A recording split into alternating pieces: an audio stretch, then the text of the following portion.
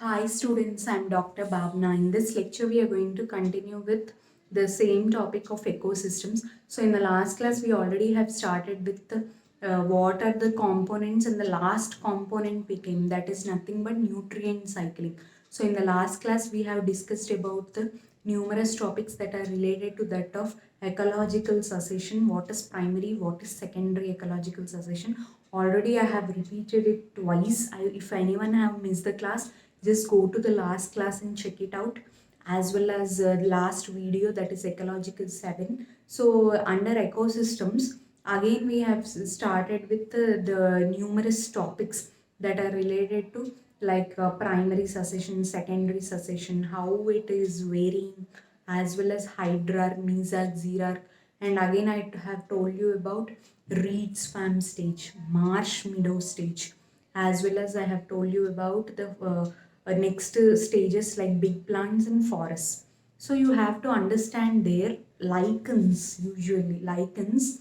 From lichens, again it is going into lichens are also called as reed swamp stage. Then bryophytes are also called as marsh meadow stage. Then it is big plants, trees. The second thing also that you should remember is, again you are going in a sequence here.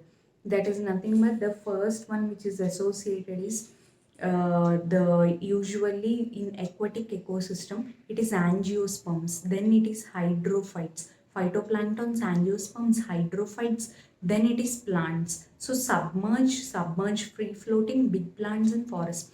If you have not understood this concept, in the last video I have clearly explained you about that, so just go and check it out through.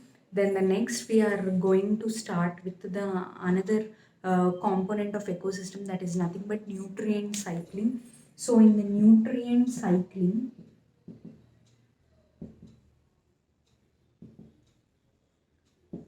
so usually in the nutrient cycling we have started with the first, what is regarding that of standing state? What is the definition that is related to standing state? It is nothing but the amount of nutrients like carbon, phosphorus, nitrogen, sulfur, which are usually present at a given point of time, which are present at a given point of time, or which are present in that specific time, is called as standing state. Amount of nutrients which are present. Standing crop is different. Amount of biomass that is present, that is associated with that of living organisms, that is different. Standing state is different. That is the amount of nutrients like carbon, phosphorus, nitrogen, sulfur, which are usually present at a given point of time, is different. That is called as standing state. Again in the standing state, usually there are usually of two types basically. That is nothing but they are gaseous as well as sedimentary. Means in these two are gaseous elements, two are sedimentary type of elements. So what are gaseous is carbon as well as nitrogen. Phosphorus and sulfur are usually appearing sedimentary. Sedimentary means what? They are like, if you break small pieces of rocks, then you find them as, you call them as sediments. So they are like phosphorus and sulfur are appearing as sediments. So these are the two usual things. This full process of the transfer of nutrients from one specific place to another specific place, or the cycle which is following of transfer of nutrients, is also called as nutrient cycling or sedimentary cycles or biogeochemical cycling. This full transfer of nutrients, that's why we are coming under the topic called as nutrient cycling, right?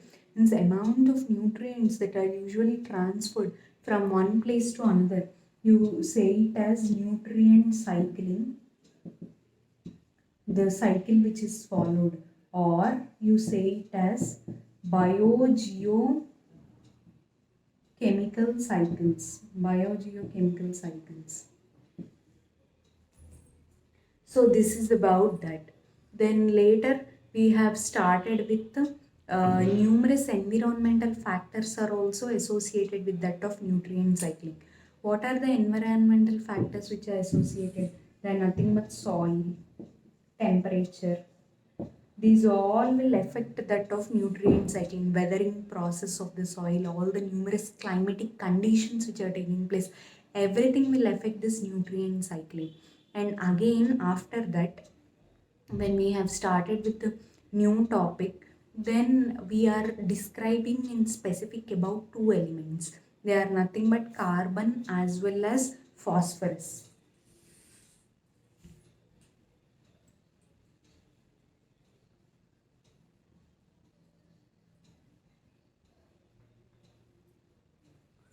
So usually in that of carbon as well as phosphorus, first when we have started with carbon, important thing that you should remember is 49% of dry weight of organisms that is in us, 49% is carbon, but it is next to water only. First we have major component in our body is water.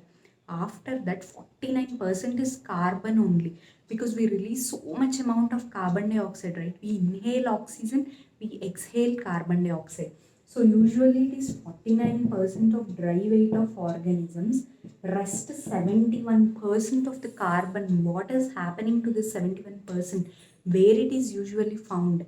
So it is usually found in the oceans.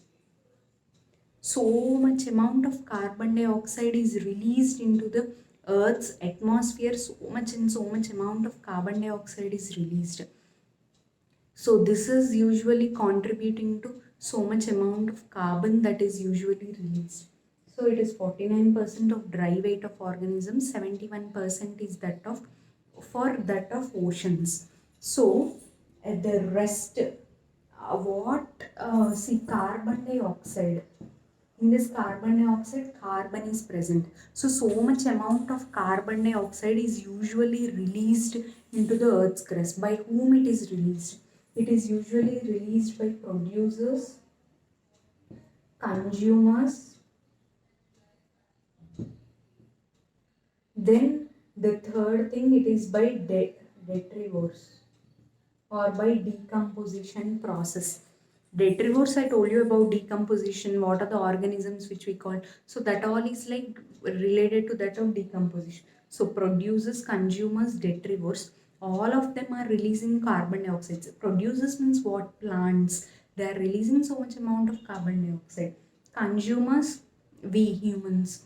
Like we humans, we also exhale carbon dioxide. So much amount of carbon dioxide is released. Then detrivores, they also release so amount of carbon dioxide. So much amount of carbon dioxide is usually released into the Earth's crust.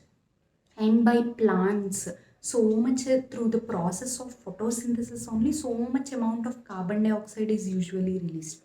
By the process of photosynthesis, about 4 into 10 power 13 carbon is released by the process of photosynthesis. Annually you released, like plants release 4 into 10 power 13. Important neat question, every alternative year they'll ask. What is the 4 into 10 power 13 amount of carbon atoms is usually released into the Earth's atmosphere by through the process of photosynthesis. By plants, so much amount of carbon is released, not by any others. So this, and 49% is by dry weight, 71% is in the oceans. Still so much amount of carbon, excluding this, excluding means we are not including this, excluding this, still so much amount of carbon is released. How it is released is by, suppose deforestation is taking place, massive burning of fossil fuels. Fossils, if you burn, carbon is released. Deforestation, carbon is released. Volcanic eruptions, you see lava and all, right? See, suppose you mountain here, this will these rocks will get so much amount of heat and they will burn. So when these rocks burn also, so much amount of carbon dioxide is released. So carbon is in turn accumulating, so much is getting accumulated in the Earth's crust, like multiple getting accumulated in the Earth's crust. So this is about the how much and how it is getting accumulated. Deforestation, fossil fuels, deforestation, fossil fuels, as well as volcanic eruptions. I want you all to write down this because it is usually asked. See, normally carbon is contributed by the Earth's atmosphere, but especially how it is so much is getting accumulated. It is by deforestation for fossil fuels, burning of fossil fuels, and volcanic eruptions. So this is about the how is carbon getting accumulated in the Earth's crust. Then another important element which we are going to discuss is phosphorus.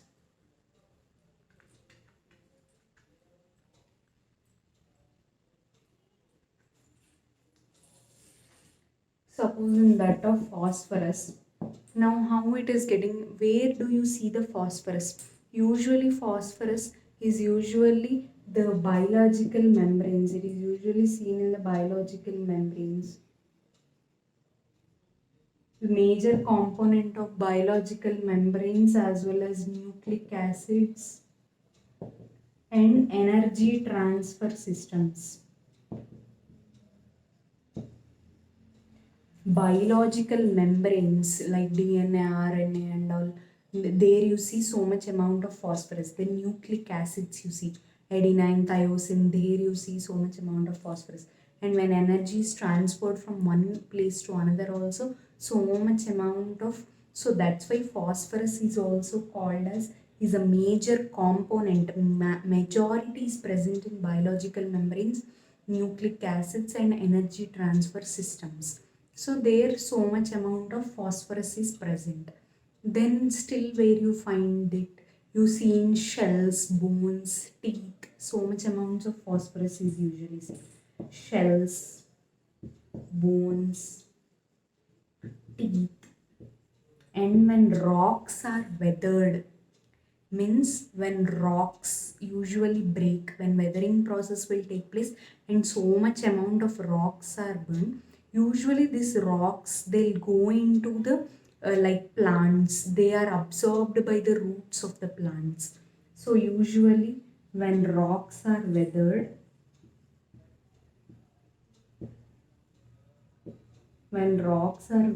phosphorus, so much amount of phosphorus is released, as well as so many herbivorous plants like herbivores. Plants like herbivores also, they absorb so much amount of phosphorus from the plants. So this is about the main important constituents that are related to that of phosphorus. First, where do you see? Important neat question.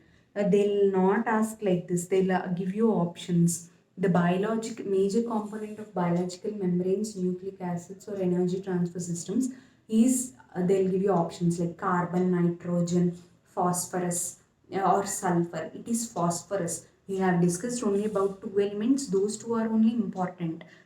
Massive burning of fossil fuels, deforestation, that all is carbon. Normal, simple related to humans like biological membranes, nucleic acids, there is all is like phosphorus. So basically in the shells, bones, teeth also, carbon you don't see. Carbon is occupying the 49% of dry weight of organisms, but it usually plays an important role in carbon dioxide mechanisms. Here usually in shells, bones, teeth and all, this phosphorus only is seen. And when rocks are weathered, also small minute amounts of rocks are weathered also, you see this phosphorus only. As well as herbivores. Herbivores also consume so much amount of this phosphorus from the plants. When rocks are weathered, the phosphorus is taken by that of plants. And when these plants like herbivores, when they are usually when these are also consumed by these plants only. Herbivores means what, all the cow and all will come under the herbivores. So herbivores also usually take so much amount of phosphorus. The another important point that you should remember is there is major difference between the carbon as well as phosphorus. What are the major two different is, the atmospheric inputs of phosphorus is very low, means the atmospheric inputs means so much amount of phosphorus is not released into the atmosphere, but carbon is usually released. So the amount of atmospheric inputs of phosphorus is very less. As well as the another important thing that you should remember is after atmospheric inputs, it is nothing but between the exchange between the organisms and environment. Exchange between organisms and environment is also negligible for that of phosphorus. I want you to clearly remember this point. There are only two important major differences between the carbon and phosphorus.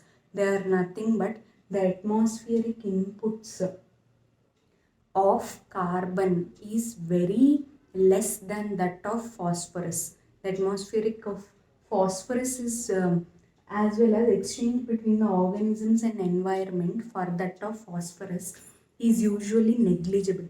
So for these two main things, phosphorus is very low when that of carbon. You should remember always between, don't get so much confused between carbon and phosphorus. Which is very low means you should say it as phosphorus only, because exchange between organisms environment, phosphorus always will stay in one organism only. Exchange will not take place. So that is the major difference that you should remember. The another difference you should remember is the atmospheric inputs also means so much amount of which is released into the atmosphere of phosphorus also is very low. So these are the two important differences that are related to that of carbon as well as phosphorus. So no need to get confused. Biological membranes, shells, bones, teeth. When rocks are weathered, phosphorus is absorbed by that of plants. From the plants, in turn, they are taken by that of herbivores. Two major differences between the carbon and phosphorus is atmospheric inputs is low, while as exchange between the organisms and environment is negligible. So this is about the main two differences.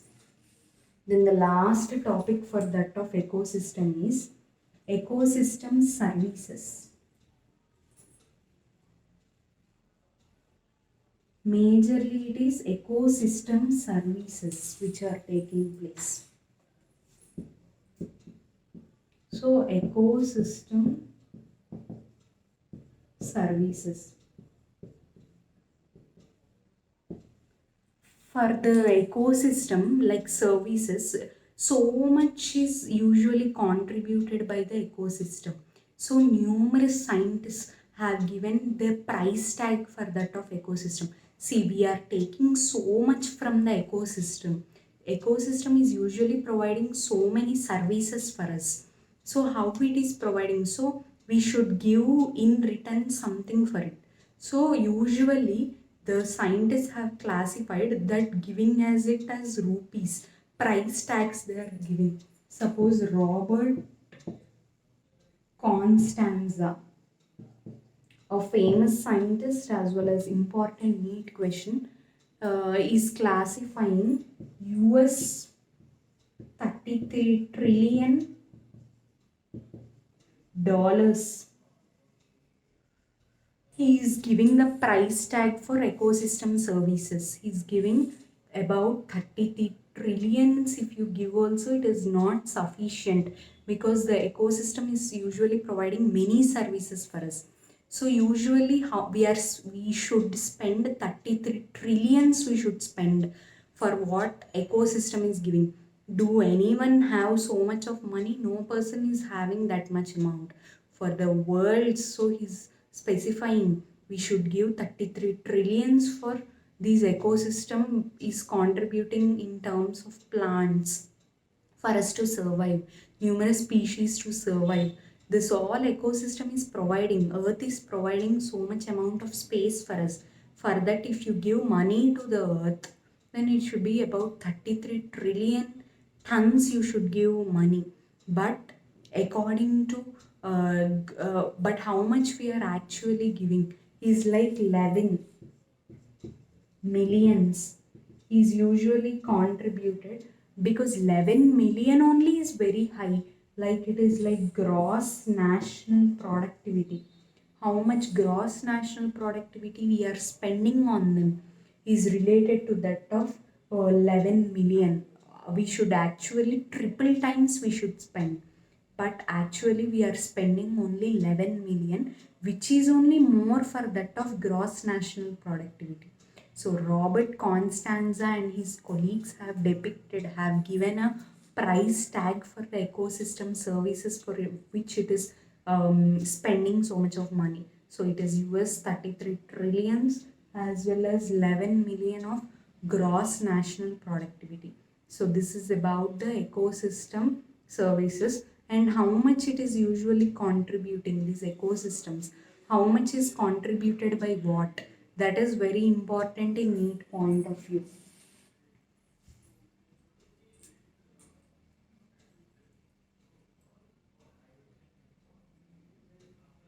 Suppose how much is contributed by what is, suppose 50% is contributed by that of soil for recreation and nutrient cycling. It is usually less than 10%. It is about 6% for that of climate and habitat for wildlife. Important NEET question. So many times it was asked, these numbers were asked. Like they will ask you for recreation as well as for nutrient cycling, how much is usually contributed? It is less than 10%. When I was writing NEET also, this question was asked. For every alternative year, this question will be asked. Not only for recreation and nutrient cycling, they may asked in these three. If you read these three, 1 mark is guaranteed, like 4 marks for in NEET point of view, one question as well as 4 marks is guaranteed for you. So that is the important thing here you should remember. They'll ask you for habitat for wildlife, how much it is contributing. The ecosystem services is 6%. Only soil is maximum, that is 50%. Less than 10% is recreation and nutrient cycling. 6% is for climate and habitat for wildlife. So that is the important point that you should remember. So till now this chapter ends with that of ecosystems and all. So we have studied about the what is ecosystem definitions, we have studied what are the components, we have studied then about the four components: productivity, decomposition, nutrient cycling, energy transfer. Energy transfer also everything we have done in the last class.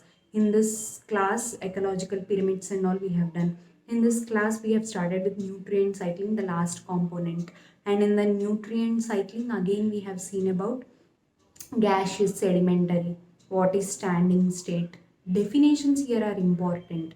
Then later we have continued with another still numerous topics we have continued.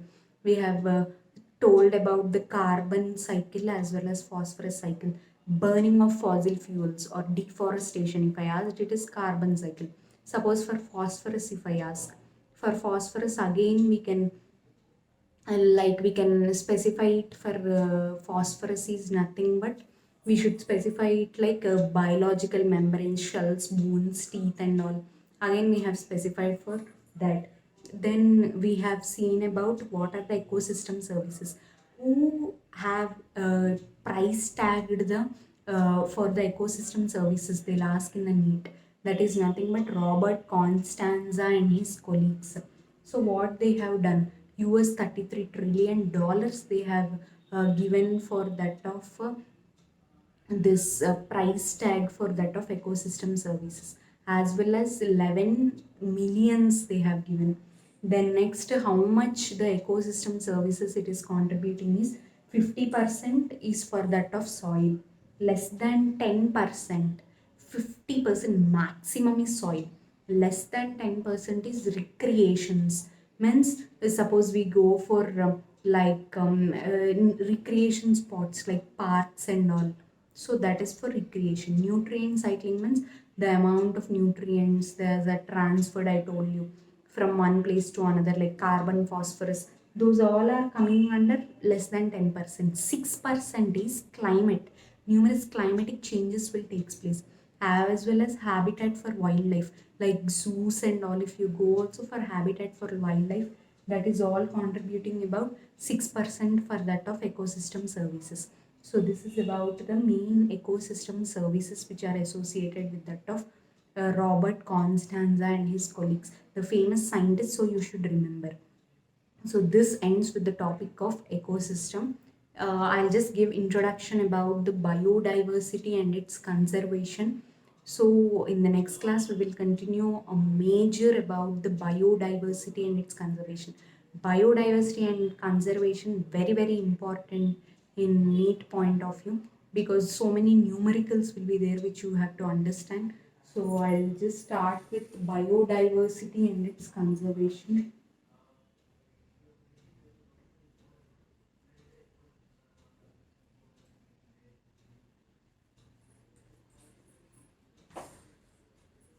So in biodiversity, these all will come under ecology only. First, this is the important topic, ecology. Under ecology, the first one is like main topic is subheading like organisms and population, that is done long before we have done. Next, we have started with ecosystem subtopic. The third topic here is biodiversity and its conservation.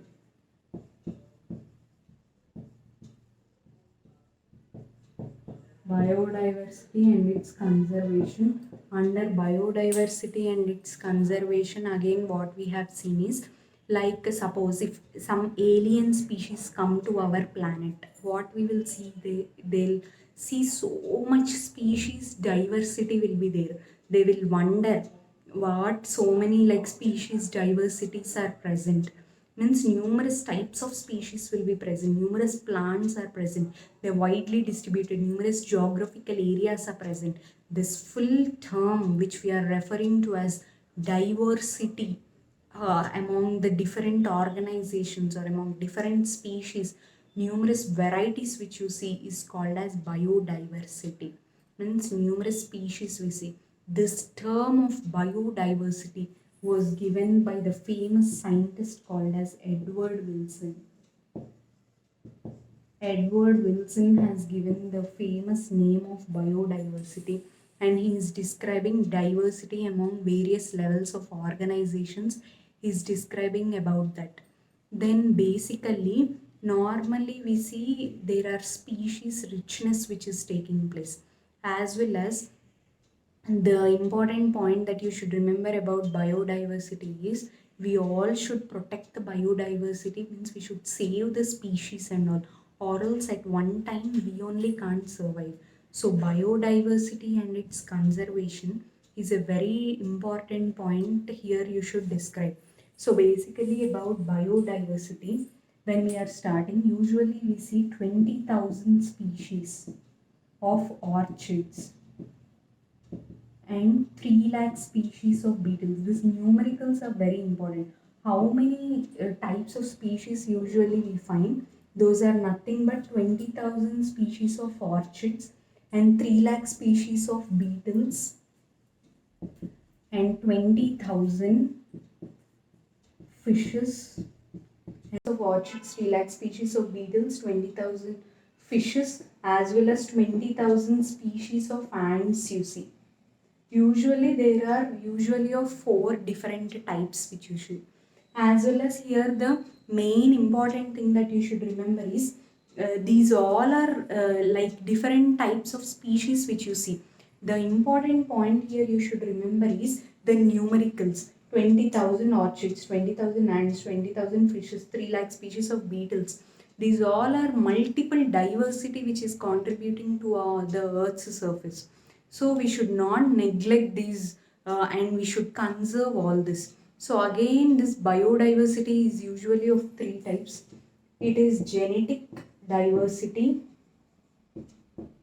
ecological diversity, and then species diversity. It is of usually three different types.